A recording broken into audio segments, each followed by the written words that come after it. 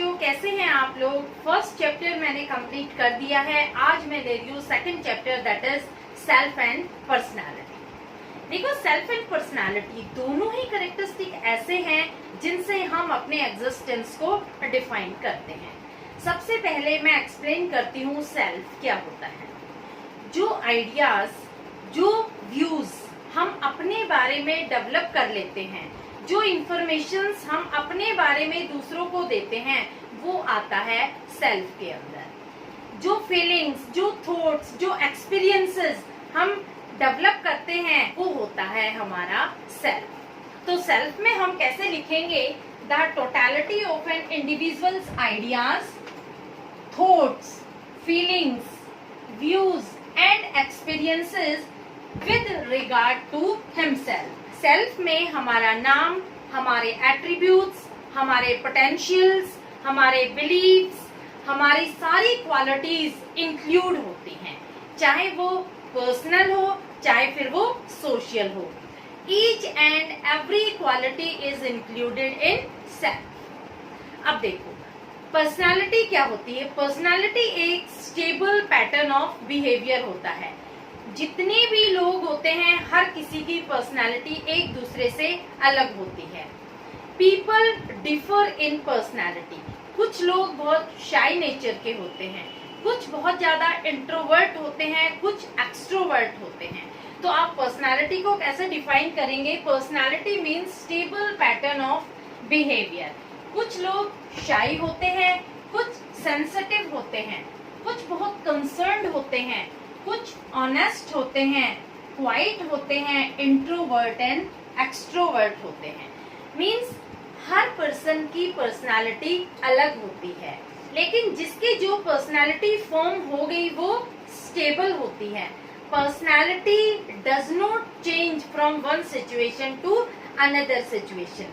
ये हमेशा स्टेबल होती है, चाहे कैसी भी सिचुएशन हो, पर्सनालिटी चेंज नहीं होती। आपको एक एग्जांपल देती हूँ। सपोज एक ऑनेस्ट पर्सन है, वो हमेशा ऑनेस्ट ही रहेगा, चाहे कैसे भी सर्कमस्टेंसेस क्यों ना आ जाए, कैसी भी सिचुएशन क्यों ना आ जाए, कैसा भी टाइम उसके ऊपर क्यों ना आ जाए।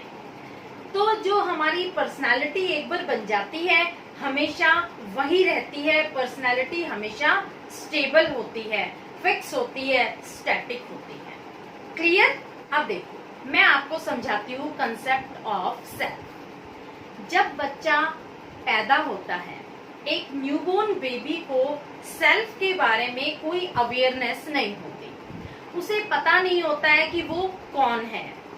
लेकिन जैसे जैसे वो बड़ा होता जाता है, उसके फैमिली मेंबर्स, उसके रिलेटिव्स, उसके टीचर्स उसको सेल्फ अवेयरनेस के बारे में बताते हैं, उसके आइडियाज को शेप करते हैं। तो बच्चे को आइडियाज डेवलप होते जाते हैं, सेल्फ के बारे में बच्चा अवेयर होता जाता है। जितना ज्यादा उसका सोशल इंटरेक्शन बढ़ेगा, उतना ही ज्यादा सेल्फ का डेवलपमेंट होगा। सेल्फ हमेशा डेवलप होता है एक्सपीरियंसेस के बेस पर। जितने बच्चे में एक्सपीरियंसेस डेवलप होते जाएंगे, उसका सेल्फ भी डेवलप होता जाएगा। सपोज बच्चे को पता है कि अगर मैं तेज दौड़ूंगा तो गिर जाऊंगा, तो बच्चा सेल्फ अवेयर हो गया, अब वो तेज नहीं दौड़ेगा। उसे पता है कि अगर मैं आग की तरफ हाथ करूंगा तो मेरा हाथ जल जाएगा, इसका मतलब उसे सेल्फ अवेयरनेस है। तो जैसे जैसे बच्चा बढ़ता है, उसकी सेल्फ अवेयरनेस बढ़ती जाती है। क्लियर। तो सेल्फ का कंसेप्ट आपको क्लियर हुआ। अब देखो, सेल्फ दो तरह के होते हैं, एक पर्सनल आइडेंटिटी, दूसरा है सोशल आइडेंटिटी। पर्सनल आइडेंटिटी में वो एट्रीब्यूट्स आते हैं जो आप अपने आप को असाइन करते हैं। जैसे आपका नाम आ गया, आई एम संजना, ये आपका पर्सनल एट्रीब्यूट। दूसरा आपके कैरेक्टरिस्टिक्स आ गए, जैसे आप कहते हैं कि I am hard working, I am intelligent, I am honest. तो ये आपके क्वालिटीज हो गए, ये आपके कैरेक्टरिस्टिक्स हो गए। तीसरा पॉइंट आ जाता है आपके पोटेंशियल्स, आपकी कैपेबिलिटीज। आप कहते हैं I am a writer, I am a singer, I am a dancer. तो ये सारी आपकी कैपेबिलिटीज हो गई, आपकी पोटेंशियल्स हो गए। और एक पॉइंट और आता है आपके बिलीव्स। जैसे आप कहते हैं I believe in destiny, I believe in God. तो जो क्वालिटीज, जो एट्रीब्यूट्स आप अपने आप को असाइन करते हैं वो सारे होंगे पर्सनल आइडेंटिटीज। दूसरे आते हैं सोशल आइडेंटिटी। सोशल आइडेंटिटीज क्या होते हैं? जो एस्पेक्ट्स, जो एट्रीब्यूट्स आपको सोशल ग्रुप और कल्चरल ग्रुप से लिंक करते हैं।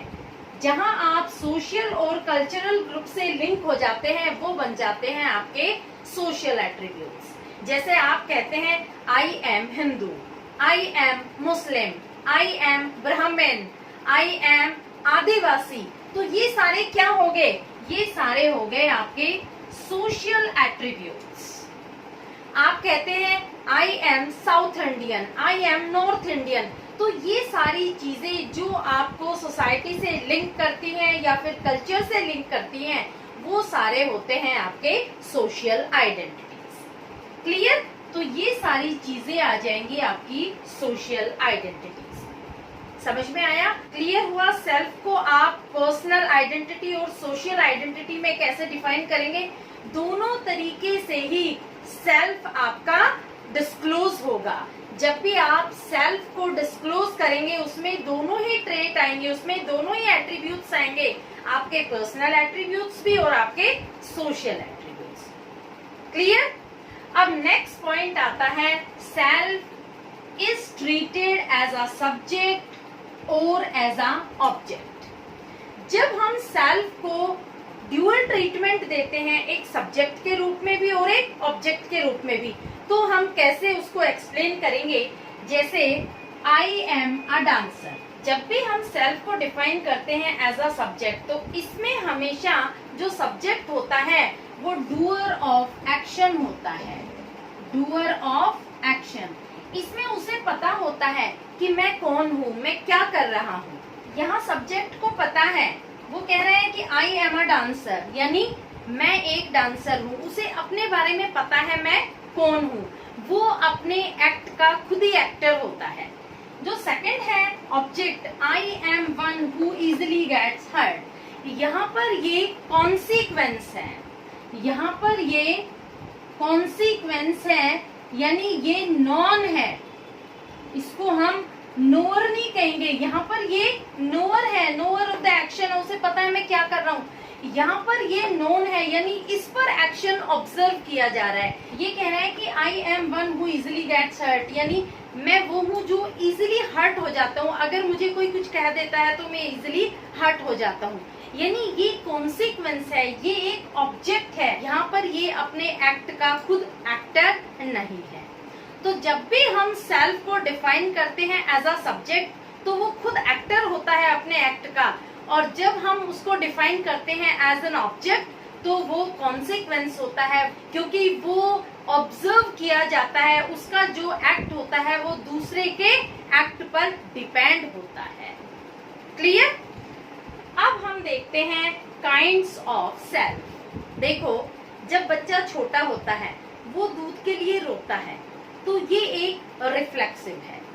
लेकिन जब बच्चे को पता लग जाता है, उसकी सेल्फ अवेयरनेस बढ़ जाती है कि जब मुझे भूख लगती है तो मैं रोता हूँ, इसका मतलब उसकी जो बायोलॉजिकल नीड्स है वो बायोलॉजिकल सेल्फ में कन्वर्ट हो गई है। और जब बच्चा बड़ा हो जाता है तो उसके अंदर साइकोलॉजिकल और सोशल नीड्स डेवलप होती हैं। साइकोलॉजिकल और सोशल नीड्स जब बच्चे में डेवलप होती है तो उसमें पर्सनल सेल्फ डेवलप हो जाता है। यहाँ पर्सनल सेल्फ का डेवलपमेंट हो जाता है। पर्सनल सेल्फ का डेवलपमेंट होते ही वो कंसर्न्ड हो जाता है, उसे पर्सनल फ्रीडम की रिक्वायरमेंट होती है। वो हमेशा जब भी बात करेगा अपनी खुद की फ्रीडम की, जैसे बच्चा कहता है कि मुझे पिकनिक पे जाना है अपने फ्रेंड्स के साथ, तो वहाँ वो फ्रीडम की डिमांड कर रहा है। ठीक है, पार्टी में जाना है अपने फ्रेंड्स के साथ, तो वहाँ बच्चे को पर्सनल फ्रीडम चाहिए क्योंकि उसकी पर्सनल सेल्फ डेवलप हो गई है। नेक्स्ट पॉइंट आता है पर्सनल कंफर्ट। अब देखो, बड़े बच्चे को सारे कंफर्ट चाहिए अपनी जिंदगी में, सारे ऐशो आराम चाहिए, सारा कंफर्ट लेवल उसे अपने लेवल पर ही चाहिए। जब वो अपने लेवल पर सारे कंफर्ट लेना चाहता है तो उसकी पर्सनल रिस्पॉन्सिबिलिटीज भी इंक्रीज हो जाती हैं।